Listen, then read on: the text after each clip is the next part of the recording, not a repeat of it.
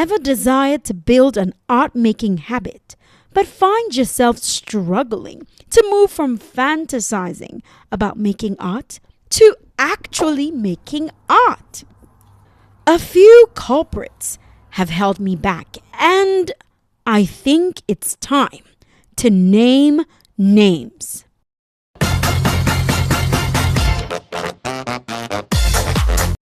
Hi, I'm Aduki, and this is my art-making journey. Now, let's unveil my Ohuhu pens, swatch, and chat about how my art journey started and how I plan to keep growing on this journey. In my case, a few culprits have held me back, and as I said, I think it's time to name names. On that note, let me pull out my register. Don't worry, I'm not here to judge. Oh no. Perfectionism. Oh, you're right there.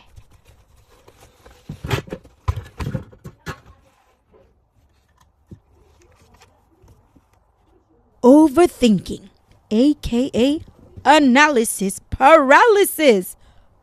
Oh, there you are. Too many ideas.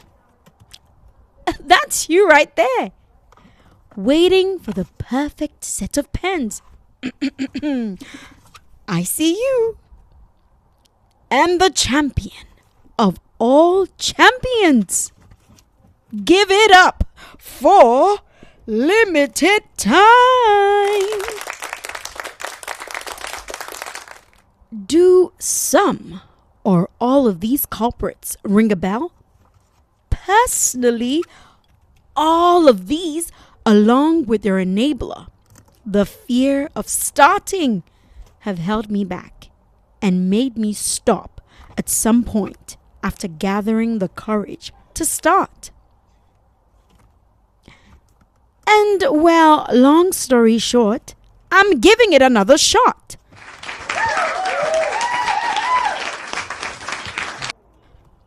You're more than welcome to be my guest on this journey, as a spectator or partaker.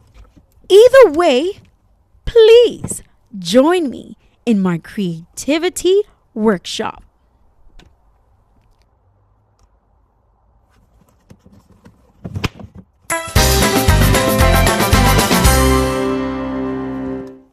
Let me tell you the story of how it all began.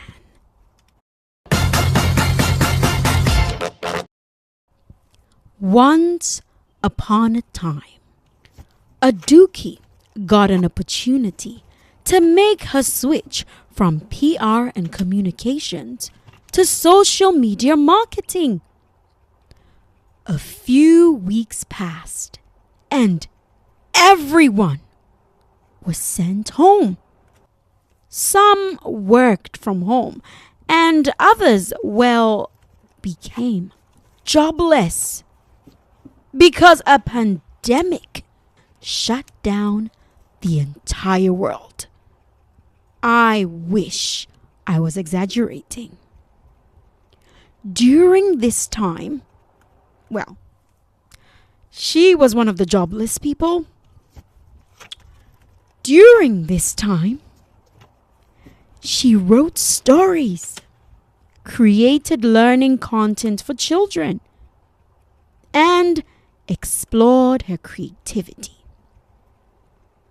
Also, she took courses in UX and UI design and did some coding, don't ask, but then realized designing was more her passion, although she really enjoyed coding. Just saying. One random day, she was scrolling through YouTube when she came across an art channel full of artwork that caught her eye. If only she could draw, she thought, then she would have such heartwarming artwork of her own. She didn't even consider trying, because to her, making art was a far-fetched dream. She believed it wasn't possible. She looked at it and was absolutely smitten. "If only I could draw like this," she said. But how on earth can she draw? When she was little and tried to create fun lettering, someone had laughed and made fun of it. So no, art wasn't for her. She admired the channel, she admired the work, and kept it moving. But then, one random day, when things had become super uncertain, remember there was a pandemic, she revisited the page. It was the page of Shada Campbell. She saw the drawing of some simple flowers. Then she thought, if I can draw this, just maybe I can make art too. So for the first time, she decided to give it a shot. She couldn't believe what happened next. She liked what she had drawn and felt there was hope for her to build these skills because she enjoyed the process so much. Although perfectionism, remember that culprit? Yes, tried to ruin it for her by making her erase her drawing so many times. She finished it and was really encouraged. So not long after that, she started looking for tutorials and tried her hands on some watercolor, gouache, and doodles. She discovered that she felt at peace while making art. It was a relaxing exercise. This was her silver lining. Just maybe she could make this a hobby, and who knows where this road would lead. She made messy, wonky, and sometimes muddy artwork, even got into digital art making. She enjoyed the process, fell off a few times, but always found her way back. Now that you've heard my story, let me tell you why I'm creating this channel. I'll be documenting my journey on here. So anyone who feels lost, wants to explore and build their creative skills, or wants to see what's possible if they ever decided to make art, well, I'd like this to be a space where they can come to be inspired. You're more than welcome to be my guest on this journey as a spectator or partaker. Either way, please join me in my creativity workshop. In my first month, which was a while ago, don't tell anyone, I conducted my first test, drawing every day and documenting it. That got me quite overwhelmed, and I fell flat on my face. I couldn't keep up. Then I decided to go easy on myself, hence what inspired the name of this series, Cultivating Joy. Yep, buckle up, because it is joyful doodling time. Do I want to learn while I'm at it? Yes, with a capital Y.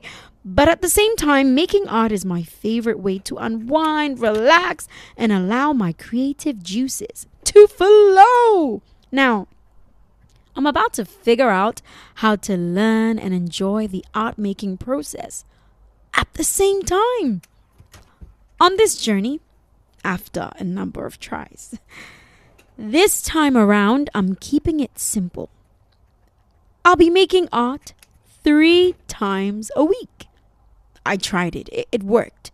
At least for now. It has been successful. With a few hiccups here and there, but nothing I can't get past. The plan: Monday, Wednesday, and Friday, with some relaxed, playful art making in between. Mind you, this could change. It could be Tuesday, Wednesday, Thursday, who knows? But as long as I'm doing it 3 times a week, I think that's a great start. In this workshop, I'm simplifying even further by using repetition. Yep. What is repetition and what would it look like on here?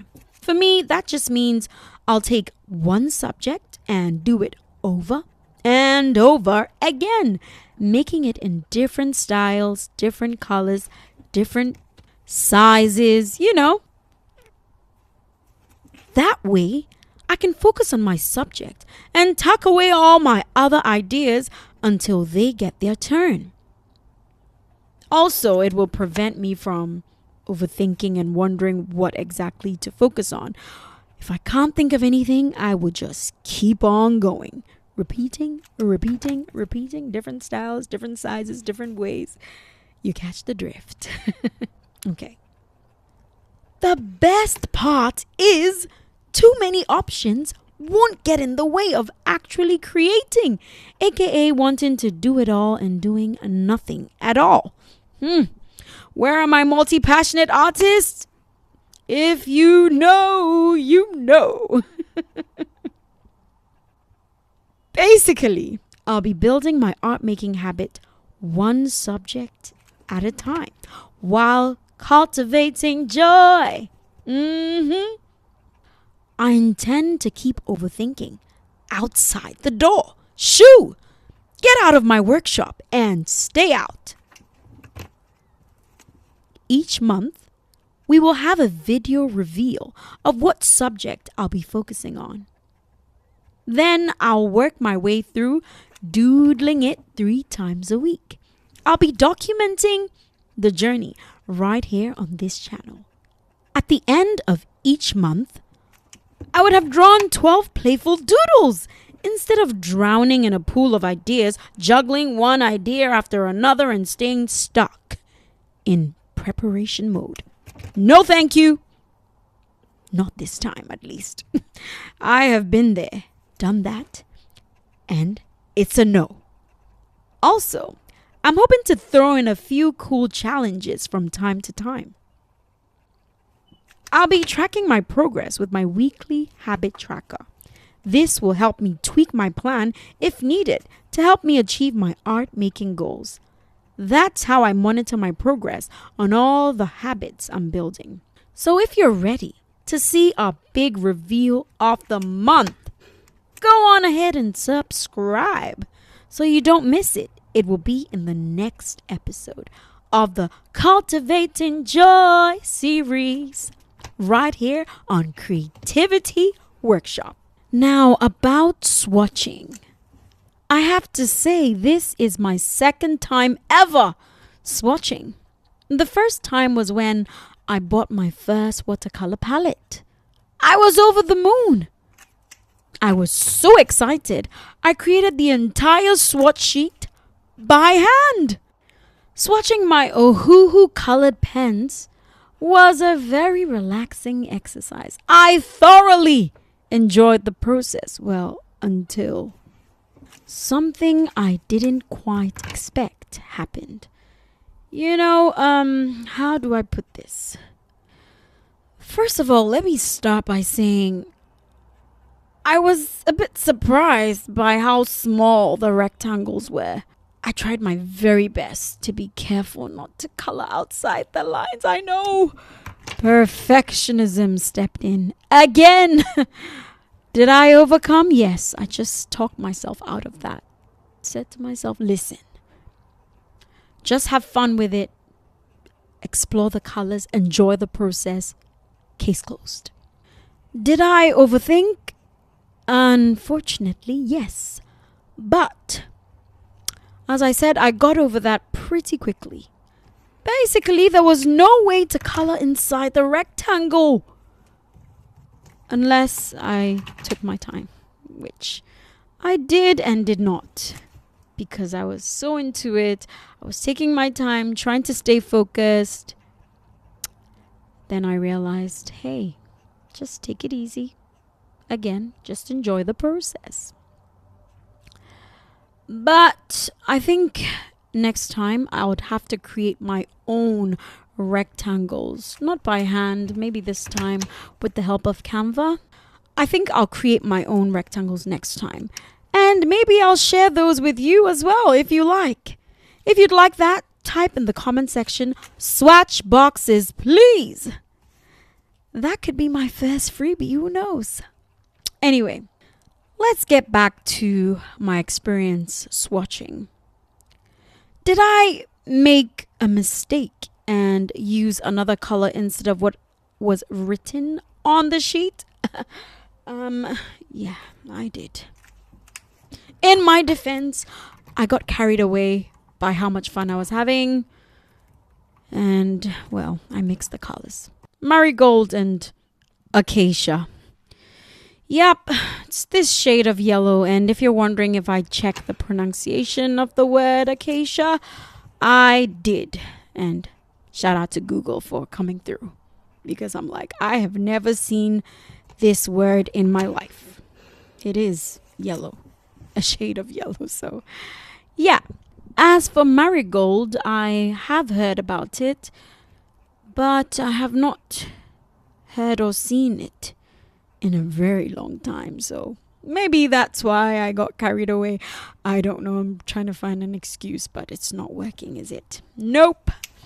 Basically, yes, I mixed up marigold and acacia. Yeah, that's what happened. But I kept it moving. Okay, fine. Not quite in the beginning. I was so devastated by it. I was like, why? I was trying my best to just get it right. I took my time. I was looking at the colors.